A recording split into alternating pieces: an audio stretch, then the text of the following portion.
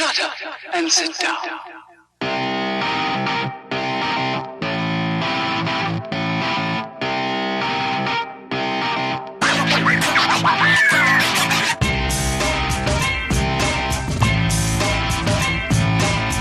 Hey, it's the Deaf Man here to answer the million-dollar question.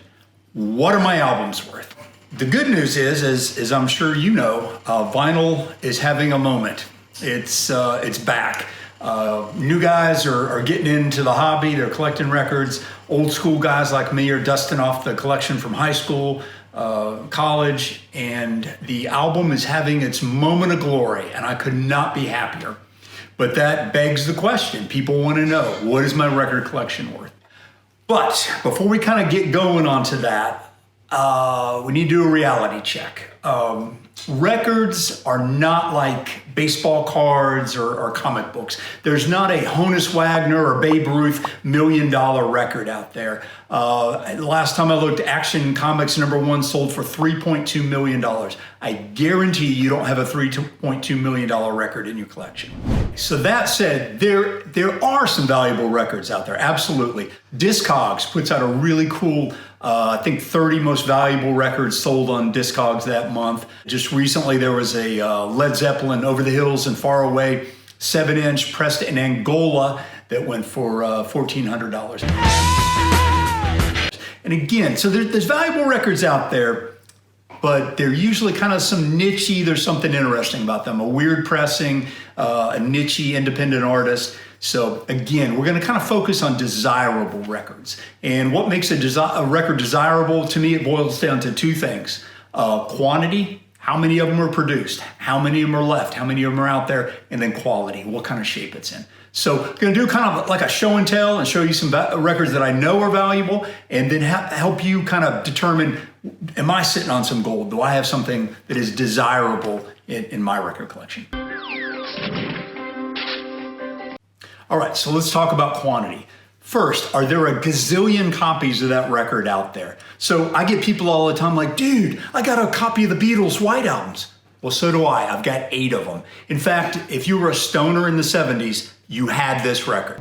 Hey, man. That said, there are some valuable copies of the White Album out there. They've got the sequential serial number on them. They're worth some money. Not $3.2 million, but they are a desirable record. But not this. Everybody's got one. So let's look at something that there is kind of a limited quantity out there, and so they are a little more desirable, and that's metal. And particularly when we talk about metal, usually kind of talking late 70s, early 80s, what we call the new wave of British metal. Certainly Judas Priest, one of my favorite bands, Saxon. And then as we start getting into the later 80s and 90s, you're getting into bands like Crocus, Great White, Quiet Riot. Not super valuable, but some of that early, late 70s, early 80s metal, there just wasn't that much of it produced. You got to remember that was kind of the cassette era, so a lot of stuff was coming out on cassettes. We were also kind of sliding into the CD era. So at some point, the record companies started producing more CDs and cassettes than they did vinyl. So not a ton of this metal out there. Some other stuff that's really valuable, again, because limited quantity. It's just not that much out there. Is reggae, Peter Tosh, Bob Marley, blues. There's always a strong market for blues. It was a niche-y kind of thing. There wasn't that much of it produced. And so some of these old Muddy Waters, these aren't super modern. But some of the old classic blues, especially stuff on the Chess label from authentic stuff from back in the 50s and 60s, worth some money again, because there just wasn't that much out there. So that goes to quantity. There's not a bunch of it out there, makes it a little more desirable. And so then the last genre that I would say is always desirable, always has some pretty good value, is what I'd call classic rock. So not Loggins and Messina's greatest hits, but what I would call the unholy four.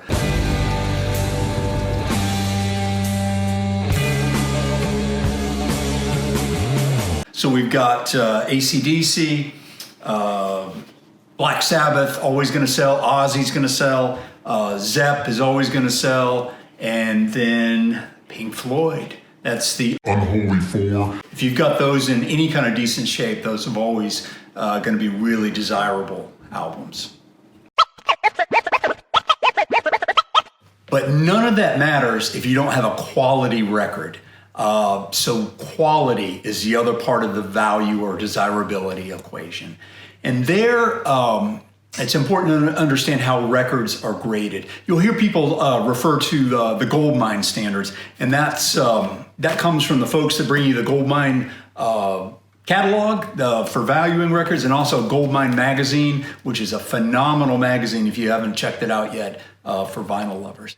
So the Goldmine standards start with mint, which is literally an unopened, unplayed, perfect record album. These are the unicorns. There aren't a ton of them out there. This is my favorite hard album. I bought this as part of a collection. It was bought down in Turtles in Atlanta back in the day. Unopened, still got the price sticker on it. Just beautiful. The corners aren't dinged. It's in the original shrink wrap. It's gorgeous. You don't see a whole lot of these, but that's where the Goldmine standard starts at.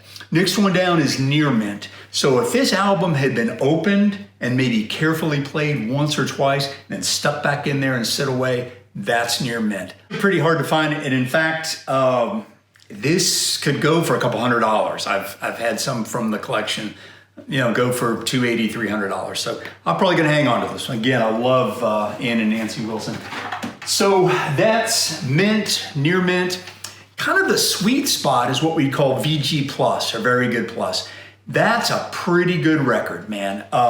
If you look at the cover, there's no dings in the, well, there's a little bit kind of up there, but a VG plus record is gonna make you smile when you get it. It's gonna have what we call sheen. It's gonna kind of have that shine, and when you hold it up to light, you're gonna kind of get that rainbow effect.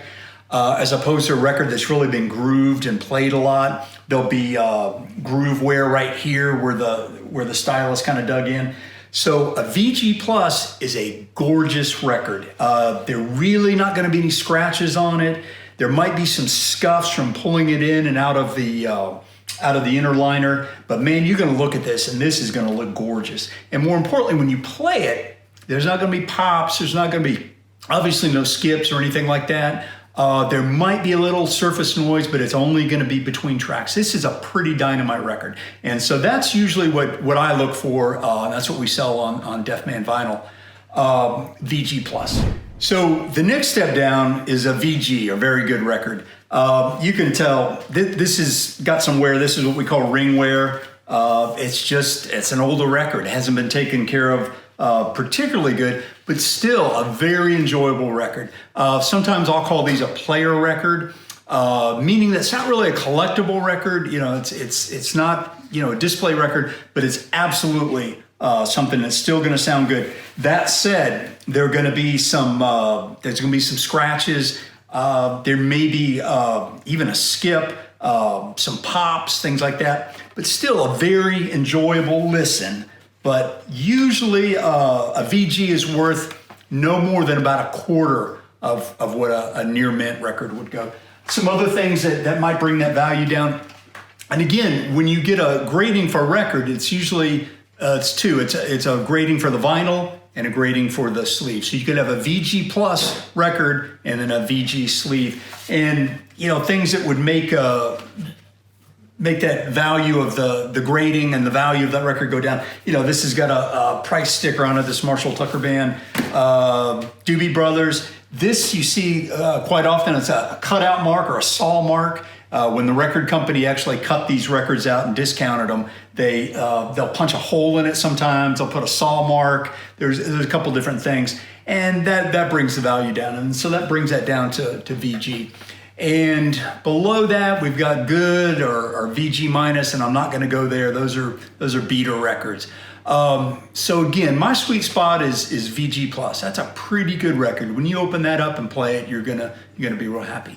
So again, quantity and quality. If you got a rare record, but it's ragged out and sounds horrible, it's not worth as much. It's not as desirable. Small quantity, great shape, VG plus, you're doing okay. And so the final element of the value equation is the pressing. What version of a record do you have? Do you have the first pressing or an early pressing, or do you have a later pressing? And so we're going to get into that in the next video, and I hope you'll tune in. We've got a whole series on buying and selling and valuing your records. Look, man, if you got any questions, I've always got an opinion. Be glad to share what I know about the value of your record. Just drop a comment, or you can reach out to us here or here. Until then, keep them spinning.